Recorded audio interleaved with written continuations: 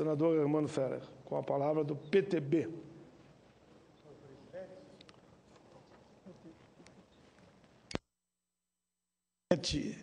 Senhoras e senhores senadores, eu queria antes, meu querido presidente, cumprimentar também ao nosso deputado Zanetti e dizer que o momento que ele ocupa, que vem a esta casa na busca de tentar desarquivar um projeto, me parece que vai ao encontro da crise federativa. Eu queria me somar ao nobre deputado e ao meu querido senador Paim, porque eu considero a crise da nossa federação um dos graves problemas que nós temos, que está a desafiar esta casa, o Senado Federal, que, como dizem os senadores, é a casa da federação. E que também, paralelamente à crise federativa, eu reputo uma das maiores crises que nós estamos vivendo, a crise do Estado brasileiro. Talvez seja de uma dimensão maior do que a crise federativa e a crise política, econômica, social e moral que nós vivemos hoje. Então, eu queria só me somar à sua preocupação. Eu creio que de todos nós, deputados federais, senadores, temos que ter essa preocupação com o destino da nossa federação. De outra parte, também, eu queria, antes de fazer os meus registros, eu fiquei assim um pouco, inclusive, compreendendo e validando também a preocupação do nosso senador Paim, quando ele diz que o desencanto está nas ruas do Brasil. Há realmente uma desesperança, uma expectativa ou perspectiva negativa do povo brasileiro, um desânimo face à crise que nós vivemos hoje. Mas creio que nós somos competentes, o Brasil tem uma dimensão continental, um país rico, de um povo trabalhador e inteligente que saberá sair dessa crise em que nós nos encontramos. E sair da crise, sair dela à luz dos princípios democráticos, da nossa Constituição, do sentido de compreensão, diálogo e entendimento da própria sociedade, da sociedade com o Estado e sociedade com a política, os políticos e os poderes da República. Realmente, meu querido senador Paim, quando fala que o desencanto toma conta das ruas do Brasil, eu retroajo um pouco e volto a 2013, junho de 2013. Creio que foi uma das manifestações espontâneas, uma das demonstrações, quer dizer, de inquietação, de perplexidade que se agravou de lá para cá. No meu entendimento, creio que nem o governo, permitam-me, nem o Estado, o governo como transitório, o governo como passageiro. Hoje é a presidente Dilma, ontem foi o presidente Lula, antes de ontem foi o presidente Fernando Henrique, e aí a gente retroage no tempo. Amanhã não sabemos quem será. Mas a realidade é que, no meu entendimento, repito, nós não interpretamos o sentido daquela manifestação espontânea, sem bandeiras, sem partidos. Enfim, uma coisa inusitada, e que naquele momento, quando o nosso Paim diz o desencanto tomou as ruas do Brasil, chegava ao Brasil o autor de uma obra também muito pertinente naquele momento, o Manuel Castells, que escreveu, naquele mesmo período, há um pouco mais de 2 anos, na Espanha, Redes de Indignação. Mas ele acrescentou, e esperanças. redes de indignação e esperança. Tanto que lá eles criaram o Podemos, né? Tanto que foi criado o Podemos, né? E avançou muito em relação à situação que eles...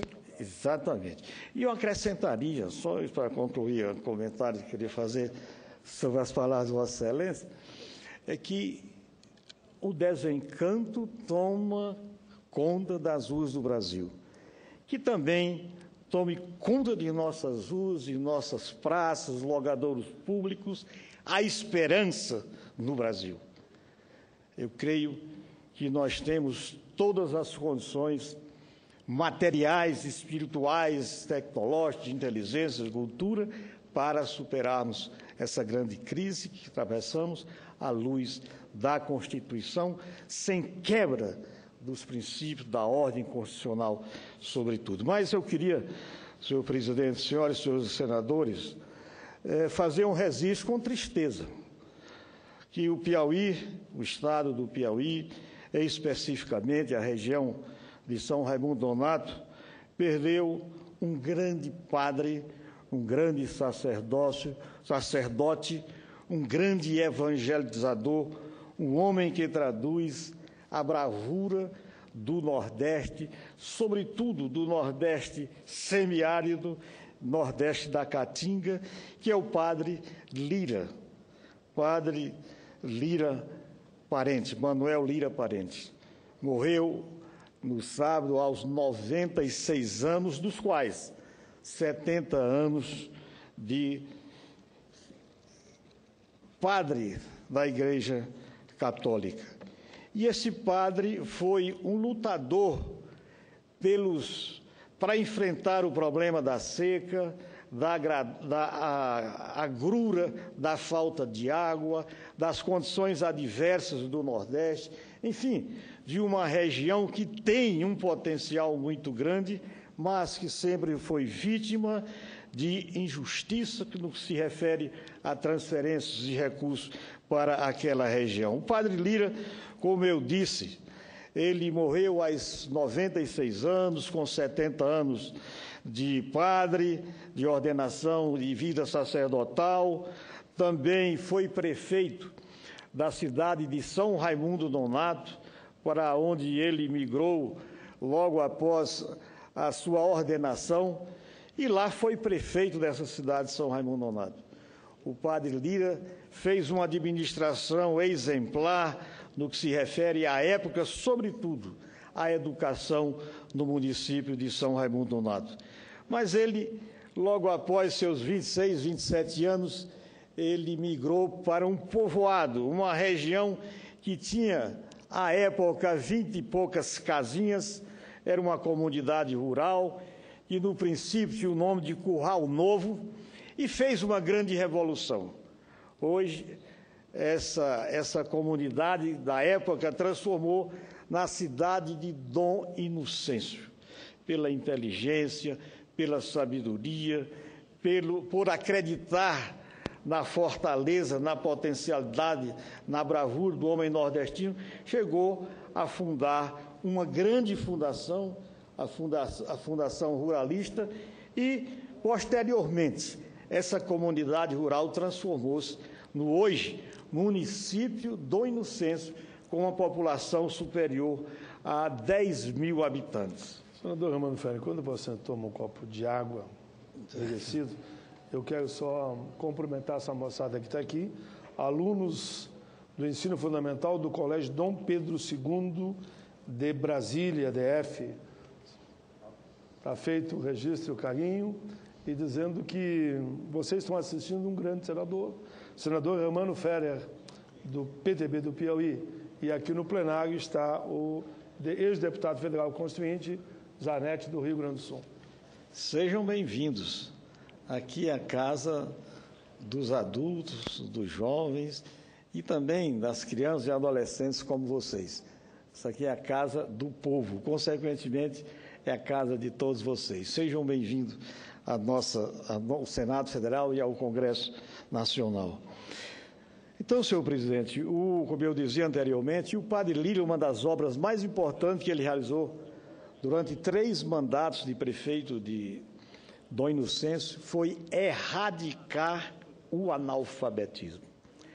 Este padre que sempre acreditou na educação como o fundamento, o alicerce maior para a transformação social na busca de um desenvolvimento.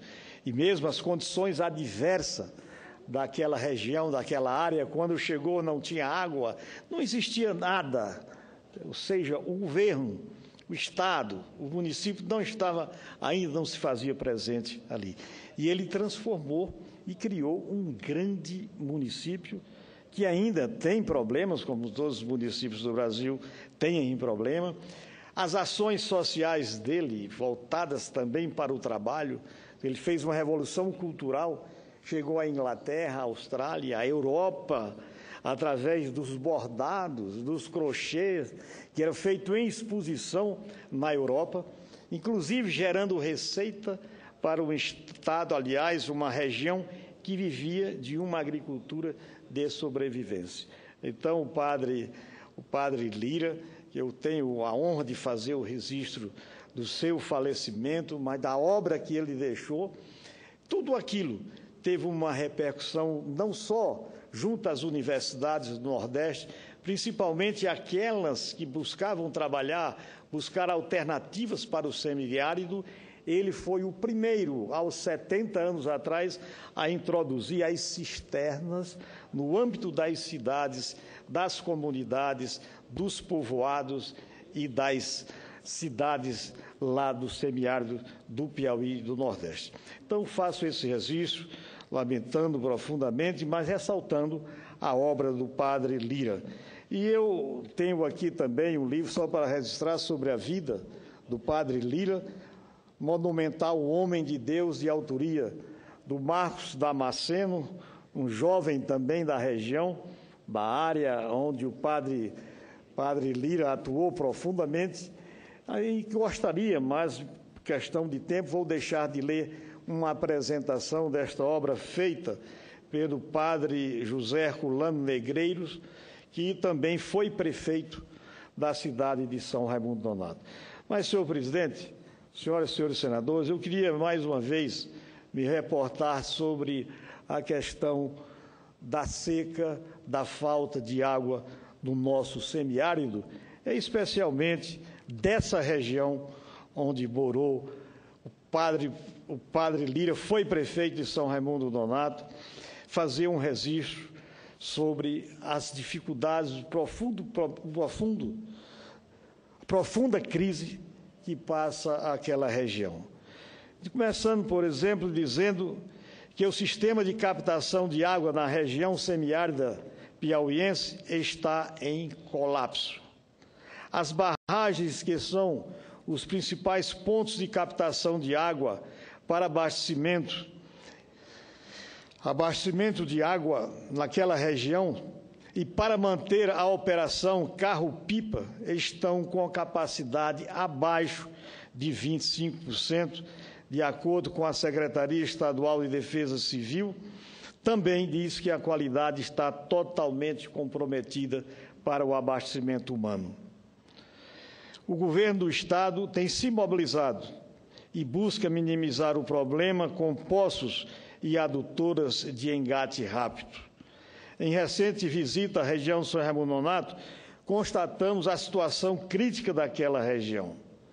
A região hoje, abastecida pela adutora do Garrincho, da barragem, captando água da barragem Petrônio Portela, cujo rio que abastece essa barragem é o rio Piauí, com a capacidade acumulada de água de 181 milhões de metros cúbicos, hoje está com apenas 18 milhões de metros cúbicos, ou seja, com 10%, 9,9% de sua capacidade. Ou seja, praticamente, como a gente diz, na bacia morta daquele reservatório. Esta adutora abastece, além de São Raimundo Nonato, os municípios e cidades de Coronel José Dias, São Lourenço, Liceu Arco Verde, Anísio de Abreu, Bonfim, Várzea Branca e São Brás, com uma população aproximada de 80 mil pessoas, das quais 33 mil vivem em São Raimundo Nonato. A realidade, senhor presidente, senhoras e senhores senadores, é que a região Nordeste padece de um drama secular. Região Nordeste que tem 1.300 municípios na área, aliás, na área do polígono da Seca, a área da Caatinga, num território de 982 mil quilômetros quadrados, ou seja, num território de quase 1 milhão de quilômetros quadrados, onde vivem 22 milhões de brasileiros. E no Piauí, a região semiárida, a região da Caatinga, a região em que há uma precipitação pluviométrica em torno, variando de 400 a 600 milímetros, raramente chega a 800 milímetros, é uma região em que nós, a cada ano que passa, cada vez mais paira um desafio sobre o governo federal, sobre o governo estadual e os governos municipais. E é lamentável, após vários séculos de problemas, todas as medidas até aqui têm sido paliativas para a solução definitiva do problema. E isso é muito sério no momento em que nós vivemos hoje. Houve muitos importantes avanços, inegavelmente. Se nós compararmos a seca de 1877, 78, 79, na qual morreram só no estado do Ceará, mais de 500 mil pessoas à época. Mais de 100 mil pessoas à época migraram, sobretudo, para a região da Amazônia, em função do atrativo daquele momento, do ciclo econômico da borracha. Mas ainda temos problema. Houve muitos avanços, muitas barragens foram feitas, muitos açudes, política social também se fez muito, e hoje nós estamos há 3 anos, senhor presidente, senhoras e senhores senadores, há 3 anos, aliás, 4 anos sobre uma seca. E é bom que se resiste isso de outra parte, em decorrência de políticas sociais do governo federal. Nós não tivemos no Nordeste, não é só no Piauí, uma invasão do comércio, saques que se caracterizava à época, e eu sou testemunha disso, em a seca de 58 e de 1970.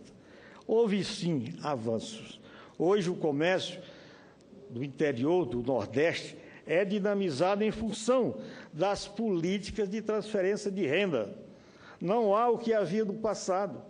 Isso é importantíssimo se nós levarmos em consideração a situação, o enfrentamento do problema social relacionado à seca, o que teve num passado distante. Então, eu queria fazer esse registro aqui, senhor presidente, chamando a atenção para que nós nos unamos. É preciso que não só a bancada do Nordeste, especialmente do Piauí, Ceará, Rio Grande do Norte, Paraíba, Pernambuco e Bahia, se voltem para essa questão, que, aliás, todos estão voltados. Mas é preciso não só a grande transformação que está sendo feita com a transposição do Rio São Francisco, em parte da água do Rio São Francisco, para as bacias desses 4 estados, especialmente o estado do Rio Grande do Norte, o estado da Paraíba, do Ceará, esses estados todos, quer dizer, que têm graves problemas relacionados à água. Então, eu queria, nesse momento, senhor presidente, convocar os companheiros senadores e senadoras da região, no sentido de fazermos uma ação concentrada, liderada pelo Ministério da Integração Nacional, com órgãos como o DENOX, como a Codevasf, a Sudene e a participação efetiva do Banco do Nordeste, dos bancos oficiais, como o Banco do Brasil, enfim, as universidades regionais, sobretudo aquelas que estão na nossa região semiárida. Então, era isso, senhor presidente, esse registro que nós queríamos fazer na tarde dessa segunda-feira. Obrigado, senhor presidente.